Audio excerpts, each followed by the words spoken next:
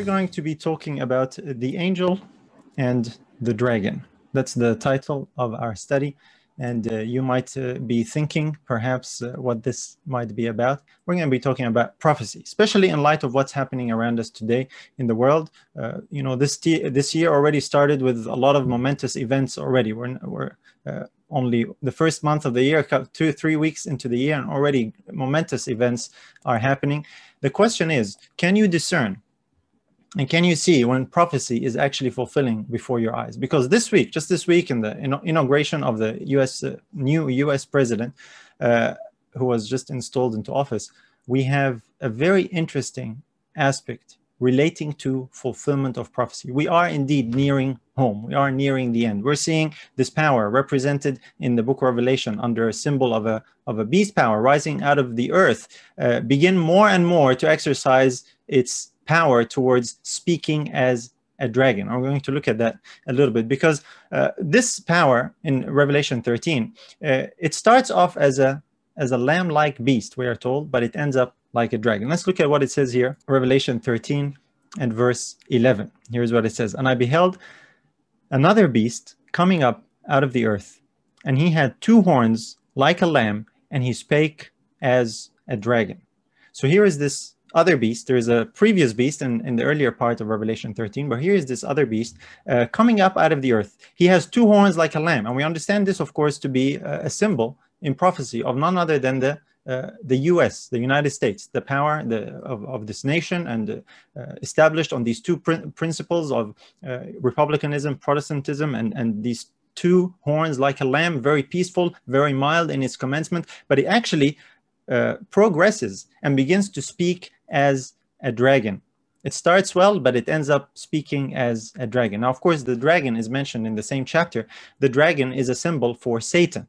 Now, just doing a brief review here to just refresh in our minds some of these things, and just to see how late we are in the time frame and in the chronology of end time events, and how awake we really should be. There are a couple of very practical applications and takeaways that I want to encourage you with and appeal to you with at the end of this. But I really want us to see and set the scene for the lateness of the hour. Can we really discern when we see prophecy fulfilling before our eyes? Like I said, this week, whoever was discerning, you could have seen it straight away. And it's not just this week that it happened. It's been fulfilling, and it's been happening more and more as time is progressing. It's even easier to discern as time is progressing. But you need to have spiritual discernment. You need to be able to understand the prophecies and see what it's talking about.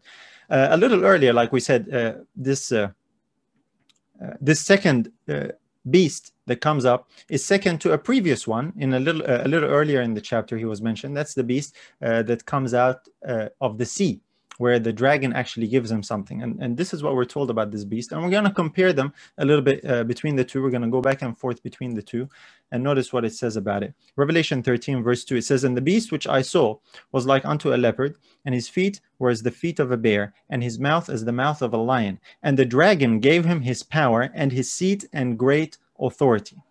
Now this, of course, here is this beast that rises out of the sea, and we understand this to be none other than the papal system. The Roman Catholic system is represented here in prophecy under the symbol of this beast, and he is empowered. And this is where I want to focus here on, because the dragon mentioned here in the book of Revelation is really a symbol for Satan. And the dragon here, according to this verse, actually gives this beast, gives this system, gives this power. He gives him 3 things. He gives him his power, he gives him his seat, and he gives him great authority. I just want us to ponder these 3 points here briefly for a minute. The power that is exercised by this beast is satanic power. The seat of this beast is the seat of Satan. The great authority that this beast, this power, exercises and carries in the world is actually coming directly from Satan. I don't want us to miss these 3 important points, because this sounds like it's alarming today. When we think about the papal system or the Roman Catholic system, and this is not some kind of a new modern interpretation. This is something that was actually understood by Christians.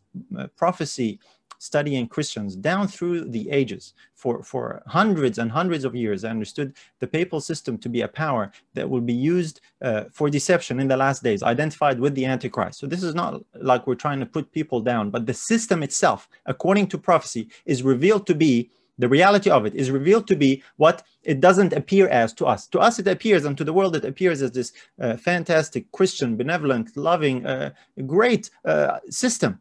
But behind the scenes, prophecy reveals to us what is really going on. And this is what we want to uncover a little bit, where now Satan, the dragon, actually gives this power, or gives this system, his own power. The seat of Satan is right there, and great authority and influence in this world. Well, if you know anything about what's going on in this world, you know that this is exactly what is going on. This tiny nation, considered as a sovereign, independent nation, right there in the Vatican, exercises incredible authority and power over the kings of this earth, over the world, over the nations and countries of this world. It's the only church power, or it's the only church really that is both a church system and also a political system, an actual nation church. Think about that. Satan has much to do with that. So with that idea, with that thought in mind, which is a little bit of a review, like I said, prophecy goes on to tell us that there is a collusion,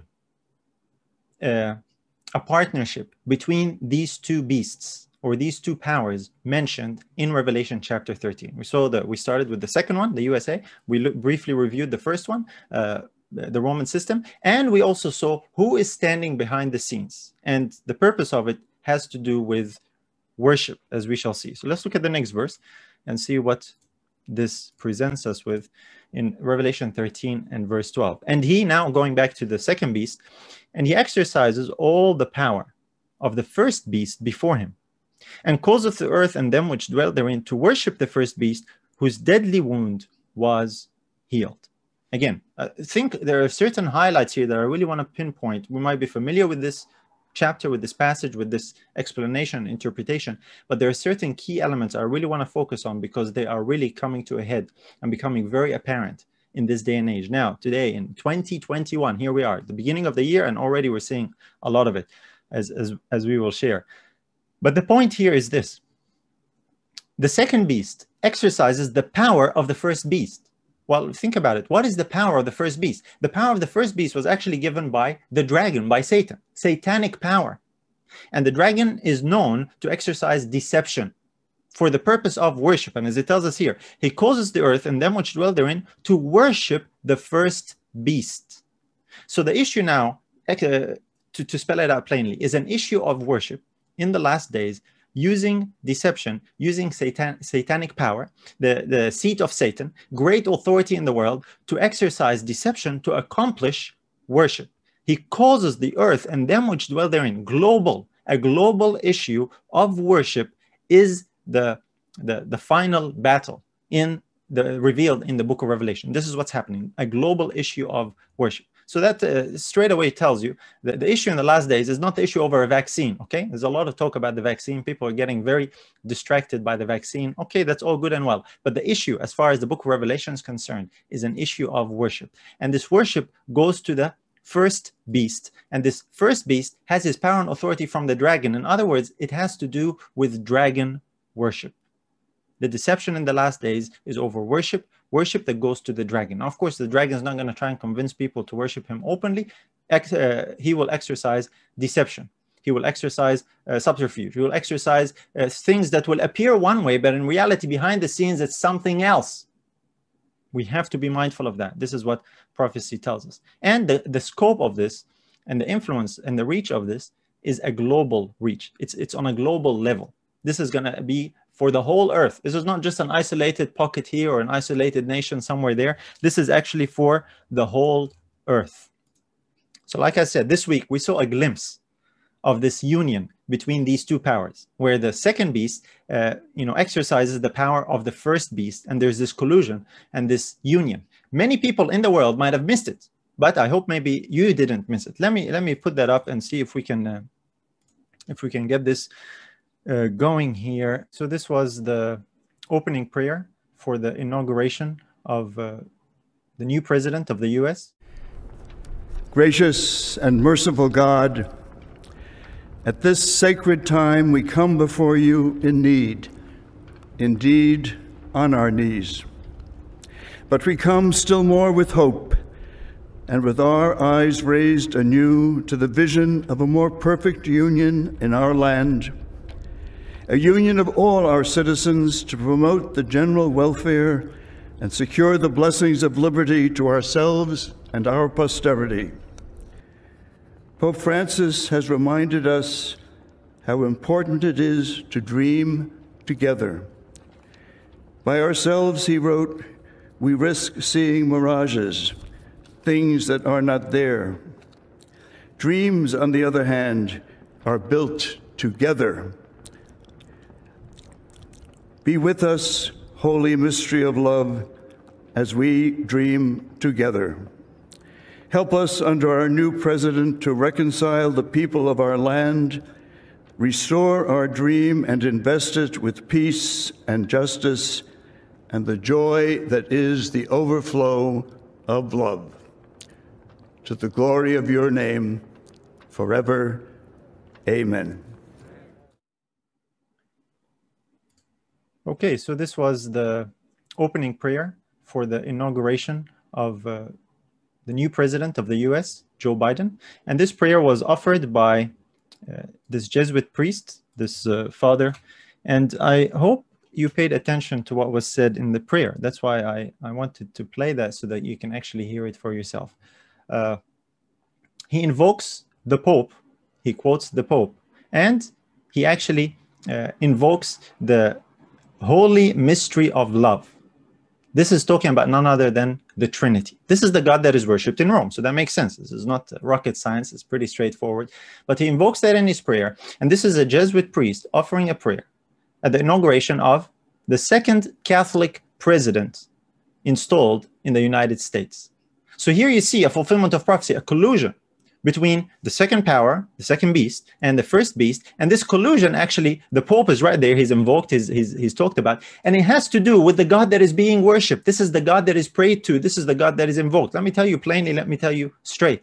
This has nothing to do with the God of the Bible, okay? Even if it uses biblical terms here and there, it has nothing to do with the God of the Bible. This is the false worship that the book of Revelation reveals to us in the last days that is going to be perpetrated on the world through a means of a deception, a global deception that will cause the whole world and all the men and women that are therein to worship the first beast, to pay homage to the first beast. And in so doing, they pay homage and worship to the power that raised that beast, which is the dragon behind the scenes. This is the issue really we're dealing with. So the Pope is well aware of what's going on as well, because the news reports actually reveal that to us. Here is what we are told about that. Just a few news articles.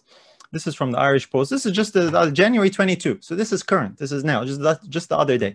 Pope Francis backs Joe Biden to unite America despite U.S. Catholic Church backlash over pro-choice abortion stance. So the Pope approves greatly of Joe Biden. Here is this collusion, very apparent.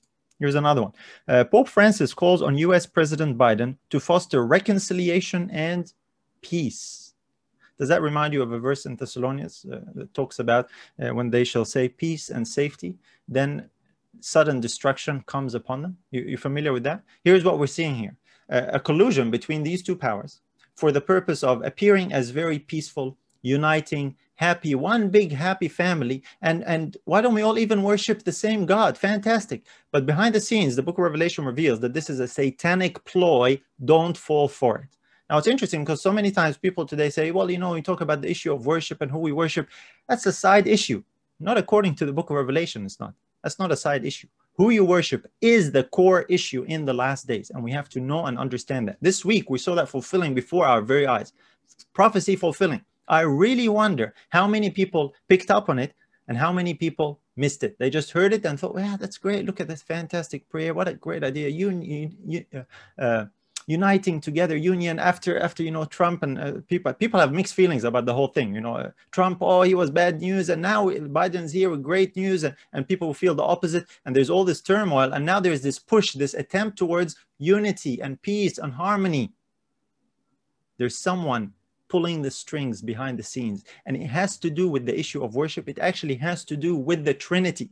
We're not making this stuff up. Okay, we're not trying to promote the issue of the Trinity and say, look, this is more important than it really is. It's right there in the headlines. We'll see it as we go along. Here's another one. This is from the National Catholic Register. Under President Biden, Vatican-U.S. relations are poised to shift dramatically.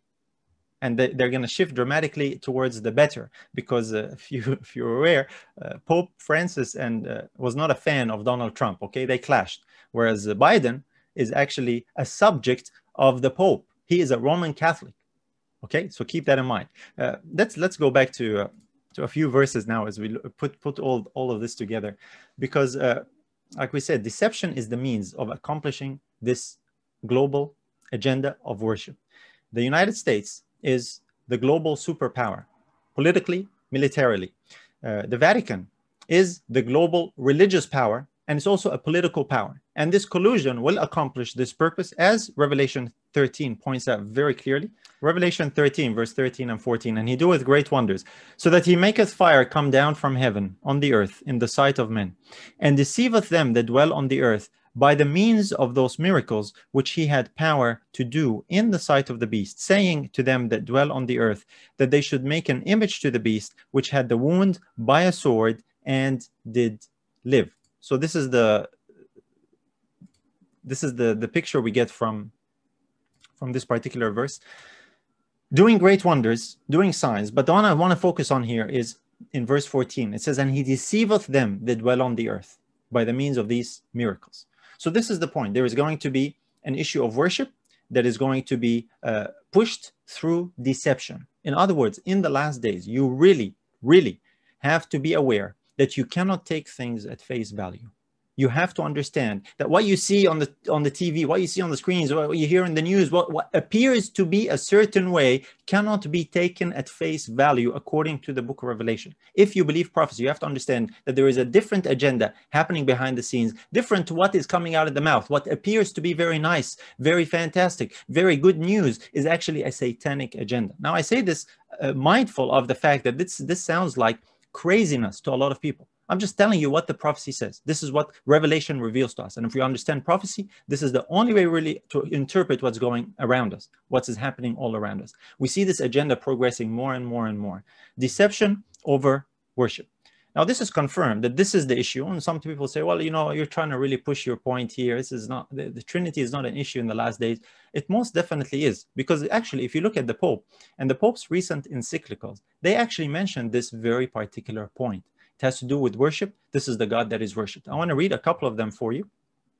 From his most recent encyclicals. He has 3, but the last 2, the last one is actually this last year only, in 2020, in October of 2020. Here is what it talks about, and I want to quote from it briefly. This is his encyclical Fratelli Tutti. Now, an encyclical of the Pope is an apostolic letter of instruction. They are very authoritative. They equate them to the epistles of like Paul, the apostle in the scriptures. Okay, this is how it's treated. And this is October 3, and this is a direct quote from this particular encyclical. Here is what he says: if we go to the ultimate source of that love, which is the very life of the triune God, we encounter in the community of the 3 divine persons the origin and perfect model of all life in society. Theology continues to be enriched by its reflection on this great truth. So the great model for society is this triune God, this Trinity. And what happens in society and the issues in society, trying to resolve them, trying to come to peace, harmony, unity, all of that stems from the triune God, according to the Pope. So it makes sense now. You understand when the Jesuit priest prays at the inauguration of the president of the US, and he prays to the holy mystery of love. He invokes the holy mystery of love. He's invoking the Trinity, and he actually quotes the Pope when he says the Pope tells us to dream, and we are to dream and accomplish this, and the God that will help us, and we're praying to accomplish this is the Trinity. We invoke that. Amen. The collusion between the 2 powers. This is what's happening. Now, continuing in this particular encyclical, at the end of the encyclical, the Pope actually offers a prayer. Here's what it says: an ecumenical Christian prayer. Notice who he prays to. O God, Trinity of love, from the profound communion of your divine life, pour out upon us a torrent of fraternal love. So that helps us understand who the Jesuit priest and, the one who prayed there at the inauguration, who he's talking about. This is the Trinity. It's none other than the Trinity. This is in 2020. That was in the encyclical. But here's another encyclical from 2015, his previous one. And this is Laudato Si encyclical, and where he touches a lot on the issues of climate and nature and climate change and caring for our environment. This is also what he has to say about it, relating to the God that is worshipped. Everything is interconnected, and this invites us to develop a spirituality of that global solidarity, which flows from the mystery of the Trinity. So this union, this global solidarity, this global union spiritually, which has to do with worship actually, comes from or flows from the mystery of the Trinity. That's what Rome says. Remember, Rome was given its power, its seat, great authority by the dragon.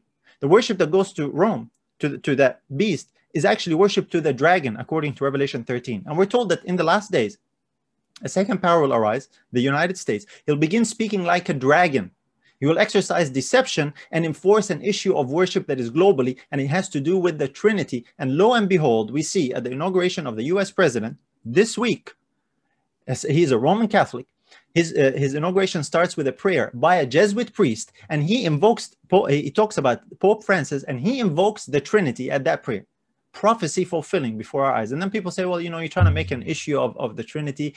The Trinity is a non-issue in the last days. Well, if you think that, then you have missed something major in prophecy, because here it is right there from Revelation 13 and right there from the Pope himself. Now, let's keep going, because today, when you talk about some of these things, people, like I said, they start saying, well, I'm not so sure about that. Let's just focus on what we know. Meaning, let's just talk about the Sabbath. It's interesting that you don't find the issue of the Sabbath and Sunday actually agitated and at the forefront when it comes to what the Pope says, as much as the God that is worshipped. Do you know why? Because the God that is worshipped in Rome is more important than on which day that God is worshipped. As a matter of fact, they worship on that day because they worship that God. They worship on the Sunday because they worship the sun god, the ancient sun god from Babylon. I'm not going to go into the details of trying to prove that. We've done that elsewhere in other videos. But the danger and the fear today is that, well, you're trying to distract us and we need to talk about the real issues. Brothers and sisters, this is the real issue. This is not us trying to, promote what we feel strongly about. This is not us trying to push our agenda. This is the real issue according to prophecy. I have to say it loud and clear. I have to spell it out. Even though there might be danger, and I know there is danger. There is danger when you speak plainly these days. People are speaking about, say, the virus, or people speaking about the vaccine, and people are getting in trouble. People, sometimes videos are getting removed, right? They're banned. The previous president of the US, Donald Trump, he got banned from Twitter and social media for saying things that wasn't agreed on. So speaking something that is unpleasant or where the majority don't like and getting silenced and shut down is a danger that exists today. I'm well aware of it. And like I said, these companies or these platforms are very diligent in finding any differing idea about the virus or the vaccine, whether it be doctor, whether it be this or whether it be that, and they just wipe it clean, they erase it, they eliminate it. Now, there is more danger about speaking about another topic that's even more dangerous than that. And here it is. Let me put it for you. This was from last year. Some of you might have already seen it, but very vital in this particular context. This is from Zenith news agency. And this is what it says. This is in June, right? June 2020. More than COVID, an anti-Trinitarian mentality is destroying humanity, suggests Cardinal Bo on Feast of Holy Trinity. So here's Cardinal Bo, a cardinal. That's a pretty impressive and high position in the Roman Catholic system. And he says what's actually more dangerous to the destruction of humanity than COVID, than the virus itself, is actually rejecting the Trinity. When he says anti-Trinitarian, he's talking about or meaning anyone who rejects the Trinity. Why is that? Because this is the God of Rome. This is the God that the dragon gave them power, authority, and a seat in order to promote and influence the whole globe, the whole world. The whole world wanders after the beast. Not only that, but the second beast rises and he exercises the power of the first beast and promotes through deception the worship of the first beast, which is the same God. So anyone who opposes that, anyone who speaks against that, anyone who rejects that God is actually more dangerous to humanity than the virus that is the pandemic all over the world today. So you think it's dangerous to talk about the virus and the vaccine and careful? Well, guess what? Coming very soon. Already we see the warning signs. You start speaking against this global union and this God that is being worshipped globally and unitedly under the umbrella of Rome, which is none other than the Trinity, you start speaking against that, you're going to be in serious trouble, more trouble than because you're in more danger than the virus, and more trouble than you would be if you speak about, say, against the vaccine or whatever and so on. Because today even people make videos about the vaccine or and suggesting maybe you should take the vaccine, maybe you shouldn't take the vaccine, maybe you should ask questions, maybe you should avoid it. And people who try and throw any negative light on the vaccine, they're eliminated. Just wait till some of these issues come closer to home. So I'm aware that what we're sharing here in this video could get us in serious trouble. I'm aware of that. That's what I'm saying. It's a risk, but we have to speak plainly the truth of God's word. It's a risk. One day someone might go dig up some video and, oh, look, he spoke against the God that is being worshipped. Grab them, kill them, whatever you want to do to them. This is something that is real, brothers and sisters. We have to consider that. We can't joke around. We can't, well, let's just be careful just in case and hide our light. The issue is an issue of deception. There are many thousands, millions in this world who are being deceived into accepting something that is sold to them as being one thing, when in reality it's totally different. Prophecy reveals what's going on behind the scenes, and it's our job to declare that. So this warning is a serious one, and the danger associated with that is we see that the second beast, he causes all the world to worship the first beast, and then it tells us he causes them to receive a mark in their forehead. And talk about the mark of the beast, and many people talk about the mark of the beast, and oh, is the vaccine the mark of the beast, and is there going to be a chip in the vaccine that is the mark of the beast? That's the conclusion some people are coming to. Let me tell you something. The mark of the beast has to do with worship. The vaccine is something that is distracting a lot of people. Don't be distracted by the issue of the vaccine. Yes, it has its part. It can play a part. If people are chipped, then that is a mechanism of, controlling, monitoring them. But the issue of the mark of the beast itself is an issue of worship. You can't miss that. We know this because the inverse in the book of Revelation is the seal of the living God. Now let's look at the seal of the living God briefly here and make this comparison and application here for us. Revelation 7, verse 2 and 3. And I saw another angel ascending from the east, having the seal of the living God. And he cried with a loud voice to the four angels to whom it was given to hurt the earth and the sea, saying, hurt not the earth, neither the sea, nor the trees, till we have sealed the servants of our God in their foreheads. So this is the seal of the living God. It is received in the forehead, and it is given or applied to those who are called the servants of our God. Now, the mark of the beast is the inverse of this. This is the inverse. They're opposites, okay? And the mark of the beast is also received in the forehead and also in the hand, of course. But the mark of the beast is in the forehead. The seal of God is in the forehead. The seal of God has to do with worship because the servants of God actually worship God. Now, let's look at this connection just briefly here from Jesus himself. Matthew 4:10. Then saith Jesus unto him, that's unto the devil, in the wilderness of temptation, get thee hence, Satan, for it is written, thou shalt worship the Lord thy God, and him only shalt thou serve. So serving God is equated with worshiping God. So when the servants of God are sealed in their forehead, that means they are the worshipers of God, the worshipers of the true God, him only. They are his servants. They worship him. They don't worship any other God. They don't worship a false God. They most definitely don't worship the dragon, who through deception is using the beast to foist this false worship, this deceptive worship over the whole earth. Now, those who worship the true God, the servants of God, they receive the seal. The opposite of that is those who do not worship the true God. They worship someone else. They worship something else. They accept someone else in his place. They therefore receive the mark of the beast. So it's the inverse of that. It's an issue of worship. It's not an issue of did you take the vaccine or not? And if you take the vaccine, you've gotten the mark of the beast. Don't be distracted and forget what prophecy reveals to be the real issue. It's an issue of worship, and we're seeing that is the agenda really of Rome. This is who they are promoting. We see that from the encyclicals of the Pope, as we are just reading.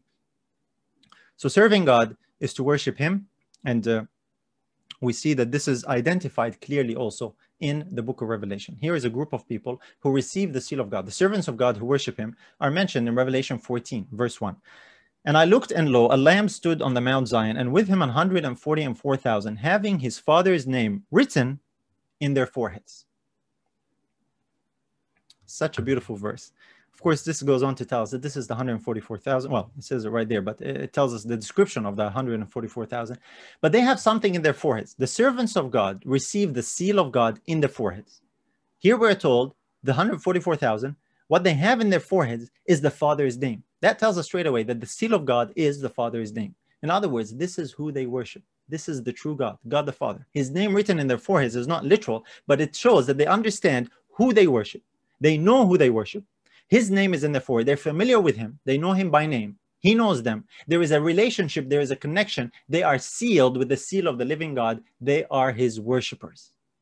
So the mark of the beast is the inverse of that.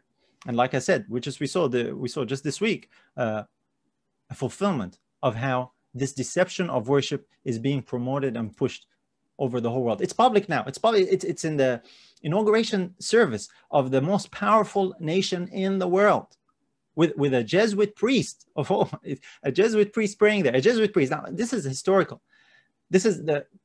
Joe Biden is the second Catholic president, right? Pope Francis is the first Jesuit pope, and now we have a Jesuit priest praying, and he invokes the Trinity. And this collusion between these two powers, I don't know how many times I need to say to spell it out. Can you see prophecy fulfilling? Are you seeing what's going on? Are you seeing what the issue is all about? And yet people somehow miss this and they say, well, no. The God you worship cannot be an issue in the last days. No. It's only about which day you worship. Well, that is really to diminish the issue so much and to treat it as such a shallow thing. Do you know that there was a whole nation of Jews who worshipped on the right day, but they did not have the right God and they were destroyed? You realize that? Worshipping on the right day alone is not enough. You need to have the Father's name in your forehead. You need to be sealed with the seal of the living God. And the only way you can be sealed is if you are his servant, if you worship him, not someone else, not a deception, not anything or anyone else. That's the warning. That's the danger here that we're talking about. So the false God is pretending to be the true and trying to force everyone to worship him. This is the interesting thing. Force is going to be used. Force, some kind of a pressure is going to be applied, whether it be a pressure through social restrictions, through this or that or the other. Some kind of pressure is going to be applied to receive the mark of the beast. And it spells it out. There is economic pressure where you can't buy or sell. You can't engage in say, services or privileges of society unless you actually receive this mark. That's coming. That's happening. It's shaping up all around us.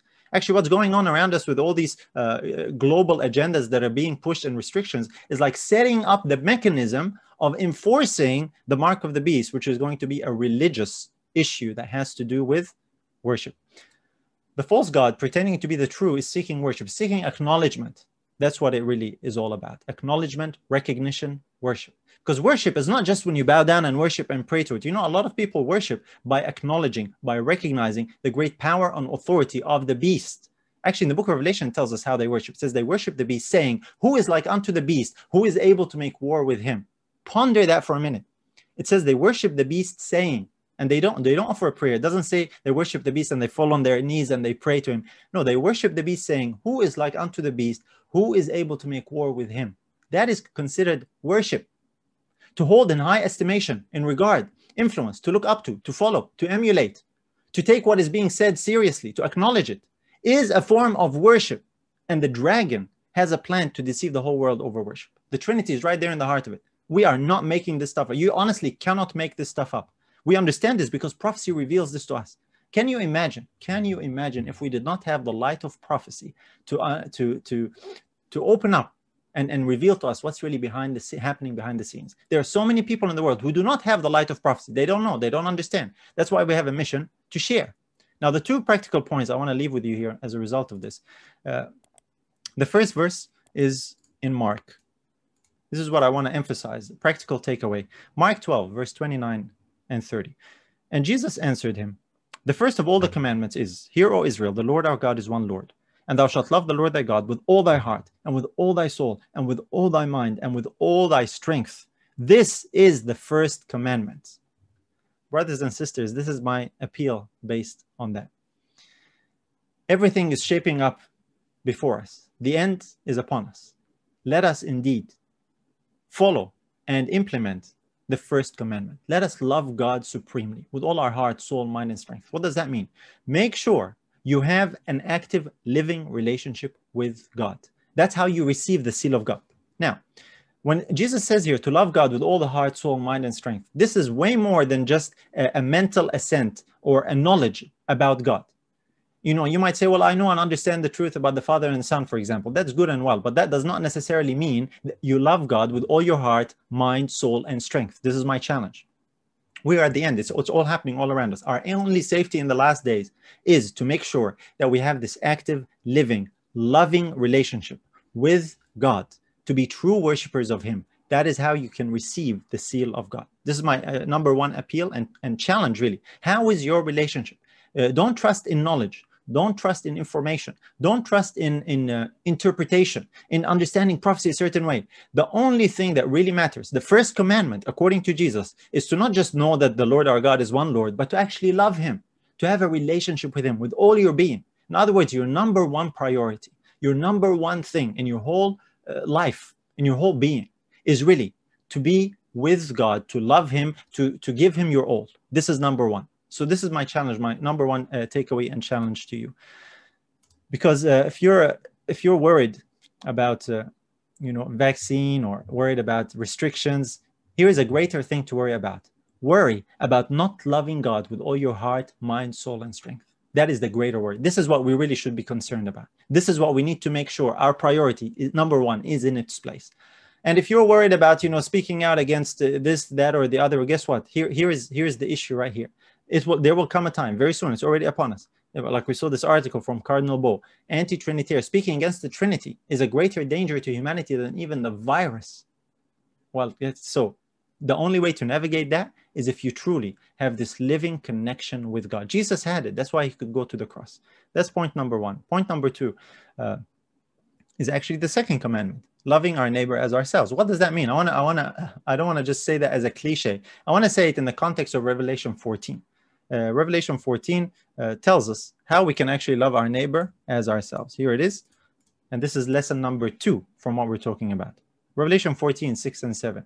And I saw another angel fly in the midst of heaven, having the everlasting gospel to preach unto them that dwell on the earth, and to every nation and kindred and tongue and people, saying with a loud voice, Fear God and give glory to Him, for the hour of His judgment is come, and worship Him that made heaven and earth, the sea and the fountains of waters.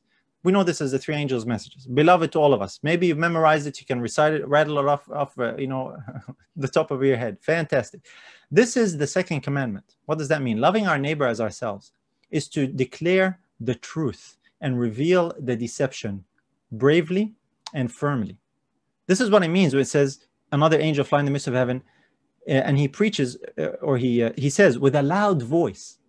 This is where the title of our study comes from, the angel and the dragon. This is the angel we're talking about, and the dragon, we saw the dragon that gave the power to the beasts in Revelation 13. This is the contest in the last days, the dragon and what he's doing, and the angel. Now we understand that this angel is symbolic. It's not going to be a literal angel flying in heaven. It's symbolic of people, the group of people who will have a message that will be declared in the world with a loud voice to call people back to the true worship, to uncover the deception, to bring people to the true worship of God, which is the real issue, the real contest.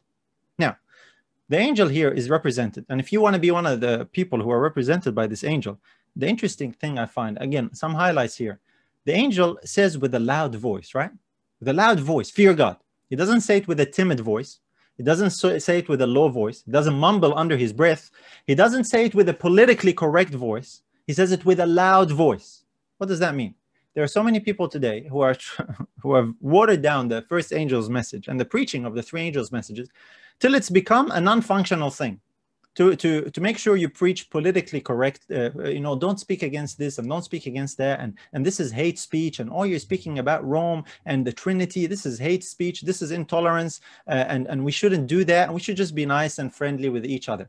And thereby, they've actually diffused the prophecy and made it of none effect. That's why we're still here to a large degree. Now, the angel says it with a loud voice. Now, I want to add to that doesn't mean he says it with a rude voice, with an obnoxious voice, with a hateful voice. This is a message of love. But brothers and sisters, it needs to be shared publicly, boldly, loudly. This is what it means. It says saying with a loud voice, and he's preaching to everyone. Let us, first lesson number 1, Make sure we have a right connection with God, a living connection where we love God with all our heart, mind, soul, and strength. The true God, the God of the Bible. The contest is at hand.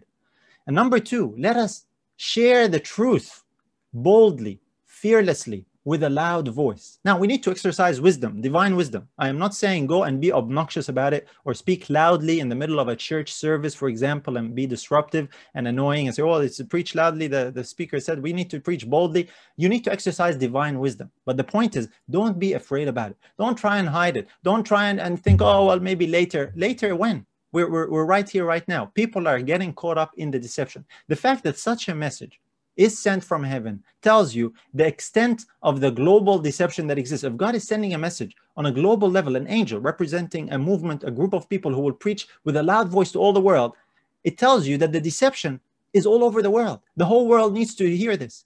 And we think, there's a few of us who know and understand the truth. Well, what are we doing about it? So this is my challenge. This is my appeal to you today. As a result of what we talked about and what we shared, these practical two lessons. We see where we are in the stream of time. We see where we are in prophecy. We see prophecy fulfilling before our eyes. The issue is over worship. Let's stay focused on the real issue. Let's stay focused on making our relationship with God our priority, our number one priority. Love God with all your heart, mind, soul, and strength. And love your neighbor, your brother, your sister as yourself. How? By sharing with them the truth of God's word, particularly the message that says, fear God and give glory to him and worship him. Don't fall for someone else. Don't get caught up in the deception of worshiping someone else or something else. And don't be worried if one day they will come after you for speaking against the status quo or speaking against the majority and accuse you of hate speech and so on and so forth. That's what they did to Jesus. Jesus says you are to expect that. A servant is not greater than his Lord. The only way you can endure and withstand that if you are connected with God. Brothers and sisters, let us indeed this year be the angel that speaks with a loud voice, preaching this message of truth. The hour is late. If people are not interested in hearing, no problem. Find someone else. If people are closed off, there's more. There's kindreds, nations, tongues, and people who are caught up in this deception. I'm finding it hard to really express. It's such a global thing, global reach. It sounds crazy to people when you start sharing some of these things. This is how deep the deception is. So this is my challenge. This is my appeal.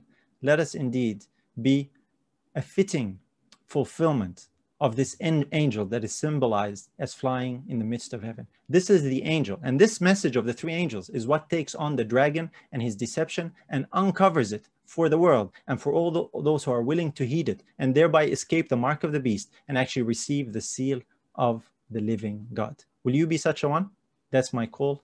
And that's my appeal. Let's pray together and ask the Lord to bless us towards that end. Father in heaven, I just pray that you will give us divine wisdom, not just to discern what's happening and make sure we understand it, that we are all ready and set and safe and well, but divine wisdom, how we can share with others who are not seeing it, who are not prepared, who don't understand what is going on.